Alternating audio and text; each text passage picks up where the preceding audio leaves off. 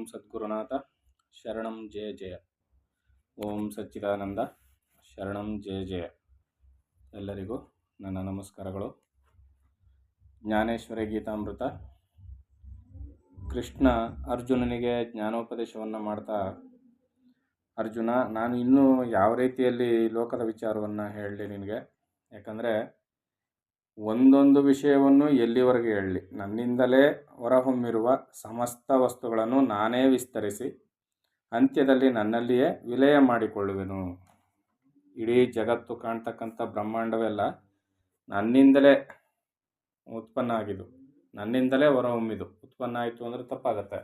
ನನ್ನಿಂದಲೇ ಹೊರಗೆ ಬಂತು, ಮತ್ತೇನಾಗುತ್ತೆ? ಕಾಣಿಸ್ಕೊಳ್ತು, ಮತ್ತೇನಾಗುತ್ತೆ? ಅಂತ್ಯದಲ್ಲಿ ನನ್ನಲ್ಲಿಯೇ ವಿಲೀನವಾಗುತ್ತೆ, ವಿಲಯ ಆಗುತ್ತೆ ಅಂತ ಇಲ್ಲಿ ಕೃಷ್ಣ ಹೇಳ್ತಾ ಇದ್ದಾನೆ. ಮುಂದುವರೆದು ಹೇಳ್ತಾನೆ, ಸಾತ್ವಿಕ, ರಾಜಸ, ತಾಮಸವೆಂಬ ಸರ್ವಭಾವಗಳು ನನ್ನ ಸ್ವರೂಪದಿಂದಲೇ ಉತ್ಪನ್ನವಾಗಿವೆ ಎಂಬ ವಿಷಯವನ್ನು ನೀನು ಜ್ಞಾಪಕದಲ್ಲಿ ಇಡು. ಈಗ ಸಾಮಾನ್ಯವಾಗಿ ಈಗ ನಾವು ಹೇಳ್ತಾ ಇರ್ತಕ್ಕಂಥ ಮಾತು ವಿದ್ಯಾವಂತರಿಗೆ ಮತ್ತು ಆಧ್ಯಾತ್ಮದ ಚಿಂತನೆ ಅನುಭವ ಇರೋರಿಗೆ ಅರ್ಥ ಆಗುತ್ತೆ ಅಂತ ಇಟ್ಕೊಳ್ಳೋಣ. ಈಗ ಸರ್ವೇ ಸಾಮಾನ್ಯವಾಗಿ ಅನಕ್ಷರಸ್ಥರು, ತೀರಾ ಹಳ್ಳಿಯಲ್ಲಿ ಹಿಂದುಳಿದಿರ್ತಕ್ಕಂಥ ಜನರು, ಇವ್ರುಗಳಿಗೆಲ್ಲ ಗೀತೆಯನ್ನು ಅರ್ಥ ಮಾಡಿಸುವ ಒಂದು ವಿಧಾನ ಹೇಗೆ ಅಂತ ಯೋಚನೆ ಮಾಡಿದಾಗ ಅದು ತುಂಬ ಕಷ್ಟಕರವಾದ ವಿಚಾರ. ಯಾಕಂದರೆ ಜನಗಳ ಆಡುಭಾಷೆಯಲ್ಲಿ ಹೋಗಬೇಕು, ಅವರಿಗೆ ಹತ್ತಿರದ ಆಚರಣೆಗಳನ್ನು ಉದಾಹರಣೆ ಕೊಟ್ಟು ಅದನ್ನೆಲ್ಲ ವಿವರಿಸಬೇಕಾಗತ್ತೆ. ಈಗಿಲ್ಲಿ ಸಾತ್ವಿಕ, ರಾಜಸ, ತಾಮಸವೆಂಬ ಸರ್ವಭಾವಗಳು ನನ್ನ ಸ್ವರೂಪದಿಂದಲೇ ಉತ್ಪನ್ನವಾಗಿವೆ ಎಂಬ ವಿಷಯವನ್ನು ನೀನು ಜ್ಞಾಪಕದಲ್ಲಿಡು ಅಂತ ಕೃಷ್ಣ ಹೇಳ್ತಾ ಇದ್ದಾನೆ. ಏನು ಹೇಳ್ತಾ ಇದ್ದಾನೆ ನೋಡಿ. ಈಗ ವಿದ್ಯಾವಂತರಿಗೋ ಜ್ಞಾನಿಗಳಿಗೋ ತುಂಬ ತಿಳಿದಂಥವ್ರಿಗೆ ವಿಚಾರಕ್ಕೆ ನಾನು ಇದನ್ನು ಓದಿ ತಿಳಿಸ್ತಾ ಇಲ್ಲ. ಅನಕ್ಷರಸ್ಥರಿಗೆ, ತಿಳಿದೇ ಇದ್ದಂಥ ಗ್ರಾಮ್ಯ ಜನರಿಗೋಸ್ಕರವಾಗಿ ಈ ಮಾತನ್ನು ಈಗ ಅವರ ಒಂದು ಇದರಲ್ಲಿ ನಾನು ಉದಾಹರಣೆ ಕೊಟ್ಟು ಹೇಳೋ ಪ್ರಯತ್ನವನ್ನು ಮಾಡ್ತೀನಿ.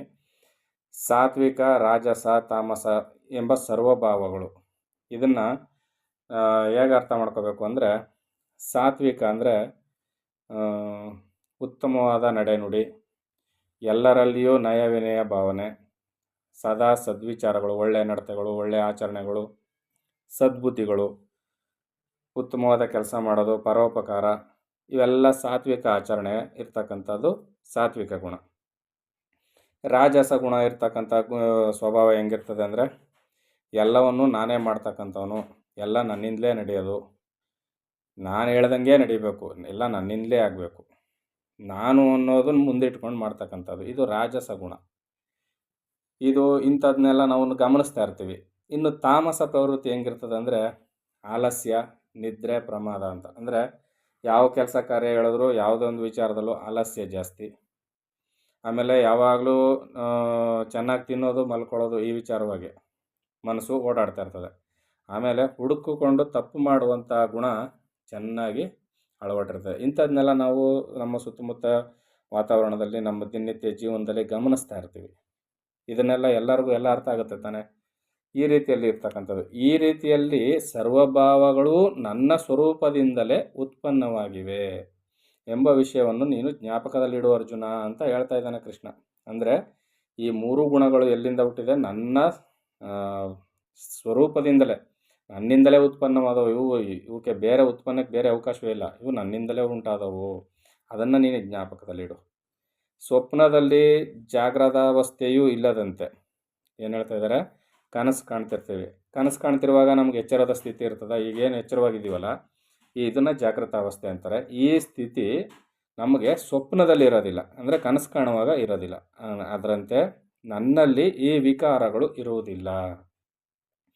ಅಂದರೆ ಪರಮಾತ್ಮ ಅಂತ ಏನು ಕರಿತೀವಿ, ದೇವರು ಅಂತ ಏನು ಕರಿತೀವಿ, ದೇವರಲ್ಲಿ ಅಥವಾ ಪರಮಾತ್ಮನಲ್ಲಿ ಅಥವಾ ಯಾವ ಹೆಸರು ನಾಮಾಂಕಿತಗಳನ್ನ ಇಟ್ಕೊಂಡು ಈಶ್ವರ, ಶಿವ, ನಾರಾಯಣ, ವಿಷ್ಣು ಅಂತ ಏನೆಲ್ಲ ಕರಿತೀವಲ್ಲ, ಈ ಹೆಸರುಗಳೆಲ್ಲವನ್ನು ಹೊಂದಿರತಕ್ಕಂಥ ಆ ದೇವರಲ್ಲಿ, ಆ ಪರಮಾತ್ಮನಲ್ಲಿ ಈ ರಾಜಸ, ಸಾತ್ವಿಕ, ತಾಮಸ ಎಂಬ ಗುಣಗಳು ಇರುವುದಿಲ್ಲ. ಅವನ ಸ್ವರೂಪದಿಂದಲೇ ಹುಟ್ಟಿರೋದು, ಆದರೆ ಇವು ಅವನಲ್ಲಿ ಇರೋದಿಲ್ಲ. ಅರ್ಥ ಆಗ್ತಿದೆ ಚೆನ್ನಾಗಿ? ಅವನ ಸ್ವರೂಪದಿಂದಲೇ, ಅವನ ಸತ್ವದಿಂದಲೇ ಹುಟ್ಟಿದಂಥವು ಇವು.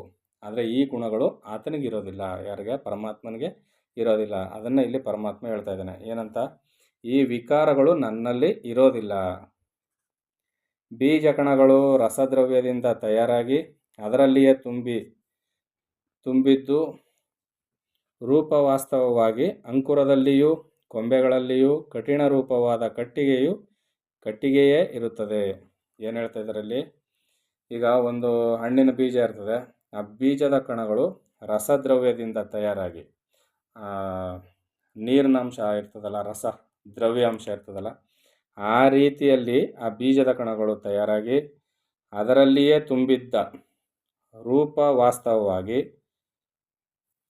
ಅಂಕುರದಲ್ಲಿ, ಅಂದರೆ ಒಂದು ಬೀಜವನ್ನು ನೆಟ್ಟಾಗ ಅದರಲ್ಲಿರ್ತಕ್ಕಂಥ ಸತ್ವ ಏನಾಗುತ್ತೆ? ರಸರೂಪವನ್ನು ಹೊಂದಿ ಮೊಳಕೆ ರೂಪದಲ್ಲಿ ಈಚೆಗೆ ಬರುತ್ತೆ. ಈಗ ಹೊಲದಲ್ಲಿ ರಾಗಿ, ಕಾಳು, ಜೋಳ ಎಲ್ಲ ಬಿತ್ತುತ್ತೀರಲ್ವ, ರೈತರುಗಳು ಬೆಳೀತಾರಲ್ವ. ಬಿತ್ತಿದಾಗ ಕಾಳಿನ ಧಾನ್ಯ ರೂಪದಲ್ಲಿ, ಬೀಜದ ರೂಪದಲ್ಲಿ ಇರ್ತವೆ. ಭೂಮಿಗೆ ಬಿತ್ತಿದಾಗ ಅವು ಮೊದಲು ರಸರೂಪವನ್ನು ಹೊಂದುತ್ತವೆ. ರಸರೂಪವನ್ನು ಹೊಂದು ಅದು ಮೊಳಕೆ ಹೊಡೆದು ಗಿಡವಾಗಿ ಬೇರೆ ರೂಪಾಂತರವನ್ನು ಹೊಂದುತ್ತದೆ. ಆಮೇಲೆ ಏನಾಗುತ್ತೆ? ಬೆಳೀತಾ ಅದು ರೆಂಬೆ ಕೊಂಬೆಗಳು, ಕಠಿಣವಾದ ಕಟ್ಟಿಗೆ, ಈ ರೀತಿಯಲ್ಲಿ ದೊಡ್ಡ ಮರ, ಈ ರೀತಿಯಲ್ಲೆಲ್ಲ ಆಗುತ್ತೆ. ಕೊನೆಗೇನಾಗುತ್ತೆ? ಆ ಎಲ್ಲ ಸಾರಾಂಶವು ಒಟ್ಟುಗೂಡಿ ತಿರ್ಗಾ ರಸರೂಪದಲ್ಲಿ ಹೋಗಿ ಕಠಿಣವಾದ ಬೀಜದೊಳಗೆ ಅಡಕವಾಗುತ್ತೆ. ಅಂದರೆ ಈ ಬೀಜ ಕಣಗಳಿಂದಲೇ ಸರ್ವವೂ ತಯಾರಾಗಿರುತ್ತವೆ. ಈ ಬೀಜದ ಕಣಗಳಿಂದಲೇ ಸರ್ವವೂ ತಯಾರಾಗಿರುತ್ತವೆ. ಆದರೂ ಸಹ ಎಂದಾದರೂ ಕಟ್ಟಿಗೆಯಲ್ಲಿ ಬೀಜದ ಕಣವಿರುತ್ತದೆಯೇ? ಕೃಷ್ಣ ಏನು ಕೇಳ್ತಾ ಇದ್ದಾನೆ ಇಲ್ಲಿ? ಬೀಜದ ಈ ಗುಣವೇ, ಬೀಜದ ಈ ಸತ್ವವೇ ಎಲ್ಲ ರೂಪವನ್ನು ಹೊಂದಿರ್ತದೆ. ಮೊಳಕೆ ಹೊಡೆದು ಚಿಗುರಾಗಿರ್ತದೆ, ಎಲೆಗಳಾಗಿರುತ್ತೆ, ಹೂವಾಗಿರುತ್ತೆ, ಹಣ್ಣಾಗಿರುತ್ತೆ, ರೆಂಬೆ ಕೊಂಬೆಗಳು ಬಲಿಷ್ಠವಾದ ಕಟ್ಟಿಗೆ ಮರವೂ ಆಗಿರ್ತದೆ. ಆದರೆ ಎಲ್ಲಾದರೂ ಬೀಜ ಕಾಣಿಸ್ಕೊಳುತ್ತಾ? ಅಲ್ಲಿ ಕಾಣಿಸ್ಕೊಳ್ಳೋದಿಲ್ಲ. ಯಾಕೆ? ರೂಪಾಂತರವನ್ನು ಹೊಂದಿರ್ತದೆ. ಕೊನೆಗೆ ಬೀಜ ರೂಪದಲ್ಲಿ ಹೋಗಿ ಅದು ಅಡಕ ಆಗುತ್ತೆ. ಆದರೂ ಸಹ ಎಂದಾದರೂ ಕಟ್ಟಿಗೆಯಲ್ಲಿ ಬೀಜದ ಕಣವಿರುತ್ತದೆಯೇ? ಅದರಂತೆಯೇ ನೋಡುವುದಕ್ಕೆ ಹೊರಗೆ ವಿಕಾರಗಳು ಕಾಣಬಂದರು.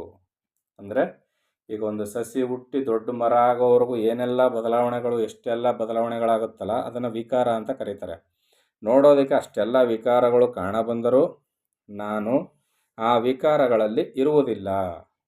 ಈಗ ಹೆಂಗೆ ಬೀಜದಿಂದ ಹುಟ್ಟಿದಂಥ ಒಂದು ಸಸಿ ಮೊಳಕೆ ಹೊಡೆದು ದೊಡ್ಡ ಮರವಾಯ್ತದೋ, ಅಲ್ಲಿವರೆಗೂ ಎಷ್ಟು ಬದಲಾವಣೆಯನ್ನು ನೋಡಿದ್ರೆ ಅಲ್ಲೆಲ್ಲೂ ಬೀಜ ಕಾಣಿಸೋದೇ ಇಲ್ಲ. ಹೌದು ತಾನೆ? ಮೊದಲು 2 ಎಲೆ ಅದೊಂದು ಮೊಳಕೆ ಬರ್ತದೆ, ಆಮೇಲೆ 4 ಎಲೆ ಆಯ್ತದೆ, ಆಮೇಲೆ 12 ಎಲೆ ಆಯ್ತದೆ, ದೊಡ್ಡ ಗಿಡ ಆಯ್ತದೆ, ಮರ ಆಯ್ತದೆ, ದೊಡ್ಡ ರೆಂಬೆ ಕಂಬೆಗಳು ಬರುತ್ತೆ, ದೊಡ್ಡ ದಿಮ್ಮಿಗಳು ಇರತಕ್ಕಂಥ ದೊಡ್ಡ ಮರ ಆಯ್ತದೆ. ಆದರೆ ಅಲ್ಲೆಲ್ಲೂ ಬೀಜ ಕಾಣಿಸ್ಕೊಳುತ್ತಾ? ಬೀಜ ಕಾಣಿಸ್ಕೊಳ್ಳೋದೇ ಇಲ್ಲ. ಅದು ಹೂವು ಕಾಯಿ ಬಿಟ್ಟು ಹಣ್ಣಾಗಿ ಆಮೇಲೆ ಅದರೊಳಗೆ ಎಷ್ಟೋ ಬೀಜಗಳು. ಒಂದು ಬೀಜದಿಂದ ಒಂದು ಹಣ್ಣು, ಆ ಒಂದು ಹಣ್ಣಲ್ಲಿ ಎಷ್ಟೋ ಬೀಜಗಳು, ಅಂಥದ್ದು ಮರದ ತುಂಬ ಎಷ್ಟೊಂದು ಹಣ್ಣು, ಎಷ್ಟೊಂದು ಬೀಜಗಳು. ಇದರ ಸಾರಾಂಶ ಎಲ್ಲ ಅಲ್ಲಿ ತುಂಬಿಕೊಂಡಿರ್ತದೆ. ಆದರೆ ಬೀಜ ಎಲ್ಲೂ ಕಾಣಬರೋದಿಲ್ಲ. ಯಾವುದು? ಮೂಲ ಉತ್ಪತ್ತಿಯನ್ನು ಮಾಡಲಿಕ್ಕೆ ಕಾರಣ ಆಯ್ತಲ್ಲ ಬೀಜ, ಎಲ್ಲೂ ಕಾಣಿಸೋದಿಲ್ಲ. ಅದರಂತೆ ನನ್ನೊಳಗೆ ನನ್ನ ಸ್ವರೂಪದಿಂದಲೇ 3 ಗುಣಗಳು ಹುಟ್ಟಿರ್ತಕ್ಕಂಥದ್ದು. ರಾಜಸ, ತಾಮಸ, ಸಾತ್ವಿಕ 3 ಗುಣಗಳು. ಇದರಿಂದ ಜಗತ್ತುತ್ಪತ್ತಿ ಇವೆಲ್ಲವೂ ಆಗಿದ್ರು ನಾನು ಅದು ಯಾವುದರಲ್ಲೂ ಇಲ್ಲ. ಇವೆಲ್ಲ ನನ್ನಿಂದಲೇ ಆಗಿರತಕ್ಕಂಥದ್ದು ಅನ್ನೋದನ್ನಲ್ಲಿ ಕೃಷ್ಣ ಎಳೆಯಾಗಿ ಬಿಡಿಸ್ತಾ ಇದ್ದಾನೆ. ಆಮೇಲೆ ಆಕಾಶದಲ್ಲಿ ಮೇಘಗಳು ಬರುತ್ತವೆ, ಆದರೆ ಮೇಘಗಳಲ್ಲಿ ಆಕಾಶ ಇರುವುದಿಲ್ಲ. ಆಕಾಶದ ಕೆಳಗೆ ಮೋಡಗಳು ಮಳೆ ನೀರನ್ನು ಹೊತ್ತುಕೊಂಡು ತುಂಬಿರ್ತವೆ, ಅದು ಮಳೆಯನ್ನು ಸುರಿಸ್ತವೆ. ಆದರೆ ಆಕಾಶದಲ್ಲಿ ಮೋಡಗಳಿರ್ತವೆ, ಮೋಡದೊಳಗೆ ಆಕಾಶ ಇರೋದಿಲ್ಲ. ಆಕಾಶ ಮೋಡಕ್ಕೆ ಆಶ್ರಯ ಕೊಟ್ಟಿರ್ತದೆ. ಅದೇ ರೀತಿಯಲ್ಲಿ ಮೇಘದಲ್ಲಿ ಜಲವಿರುತ್ತದೆ, ಅಂದರೆ ಮೋಡದಲ್ಲಿ ನೀರಿರ್ತದೆ, ಜಲದಲ್ಲಿ ಮೇಘವಿರುವುದಿಲ್ಲ. ನೀರಿನಿಂದ ತುಂಬಿರುವ ಮೋಡಗಳಲ್ಲಿ ಘರ್ಷಣೆ ಉಂಟಾದಾಗ ಮಿಂಚು ಉತ್ಪನ್ನವಾಗುತ್ತದೆ. ಈ ಮೋಡಗಳು ಐಸ್ ಗಡ್ಡೆಗಳಿದ್ದಂಗೆ, ಐಸಿನ ದೊಡ್ಡ ಬೆಟ್ಟಗಳಿದ್ದಂಗೆ ಮೋಡಗಳು. ನಮಗೆ ಎತ್ತರಕ್ಕೆ ಕಪ್ಪು ಕಾಣ್ತಾ ಇರ್ತವೆ ಮೋಡಗಳು ಅಂತ ನಾವು ಕರಿತೀವಿ. ಹತ್ತಿರಕ್ಕೆ ಹೋದಂತೆಲ್ಲ ಅದು ದೊಡ್ಡ ಐಸ್ ಗಡ್ಡೆಗಳು. ಅವು ಗಾಳಿಯ ರಭಸಕ್ಕೆ ಓಡಾಟದಲ್ಲಿ ಒಂದಕ್ಕೊಂದು ತಾಕಲಾಗಿ ಅವೇನಾಗ್ತವೆ? ಮಳೆಯಾಗಿ ಸುರಿತವೆ. ನೀರಿನಿಂದ ತುಂಬಿರುವ ಮೋಡಗಳಲ್ಲಿ ಘರ್ಷಣೆ ಉಂಟಾದಾಗ ಮಿಂಚುಗಳು ಉತ್ಪತ್ತಿಯಾಗುತ್ತದೆ. ಯಾವಾಗ ಈ ಮೋಡಗಳು ಐಸ್ ಗಡ್ಡೆಗಳು ಒಂದಕ್ಕೊಂದು ಡಿಕ್ಕಿ ಹೊಡಿತದೋ ಆಗ ಮಿಂಚು ಉತ್ಪತ್ತಿ ಆಗುತ್ತೆ. ಮಳೆಗಾಲದಲ್ಲಿ ಮಿಂಚು ನೋಡಿದ್ದೀವಲ್ಲ, ಅದು ಹಿಂಗೆ ಉತ್ಪತ್ತಿ ಆಗೋದು. ಏನು, ಐಸ್ಗಡ್ಡೆ ದೊಡ್ಡ ದೊಡ್ಡ ಬೆಟ್ಟಗಳವು ರಭಸಕ್ಕೆ ಬಂದು ಒಂದಕ್ಕೊಂದು ಡಿಕ್ಕಿ ಹೊಡೆದಾಗ ಆ ಮಿಂಚು ಉತ್ಪತ್ತಿ ಆಗುತ್ತೆ. ಆದರೆ ಥಳಥಳಿಸುವ ಮಿಂಚಿನಲ್ಲಿ ನೀರಿದೆ ಎಂದು ಹೇಳಬಹುದೇ? ಎರಡೂ ಐಸುಗಡ್ಡೆಗಳ ಬೆಟ್ಟಗಳು ಗುದ್ದುಕೊಂಡಾಗ ಆ ರಭಸಕ್ಕೆ ಅವೆಲ್ಲ ನೀರಾಗಿ ಹರಿತವೆ. ಗುದ್ದಿದ ರಭಸಕ್ಕೆ ಮಿಂಚು ಬರುತ್ತೆ. ಮಿಂಚೆಲ್ಲಿಂದ ಬಂತು? ಮೋಡಗಳಿಂದಲೇ ಬಂತು. ಮೋಡಗಳ ಗುದ್ದುವಿಕೆಯಿಂದ ಬಂತು. ಆದರೆ ಮಿಂಚಲ್ಲಿ ನೀರಿಲ್ಲ. ಅದರಂತೆ ಬೆಂಕಿಯಿಂದ ಹೊಗೆ ಬರುವುದು, ಆದರೆ ಹೊಗೆಯಲ್ಲಿ ಬೆಂಕಿಯು ಎಂದಾದರೂ ಇರುವುದೇ? ಅದೇ ರೀತಿಯಾಗಿ ನನ್ನಲ್ಲಿ ವಿಕಾರಗಳು ಇರುತ್ತವೆಯಾದರೂ ಆ ವಿಕಾರಗಳಲ್ಲಿ ನಾನಿರುವುದಿಲ್ಲ.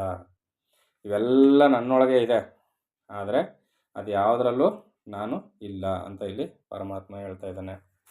ಮುಂದುವರೆದು ಏನು ಹೇಳ್ತಾನೆ ಅಂತ ನೋಡೋಣ. ಎಲ್ಲರಿಗೂ ಒಳ್ಳೆಯದಾಗಲಿ. ಓಂ ಸದ್ಗುರುನಾಥ ಶರಣಂ ಜಯ ಜಯ.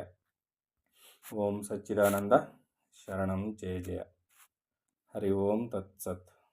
ಹರಿ ಓಂ ತತ್ಸತ್. ಹರಿ ಓಂ ತತ್ಸತ್.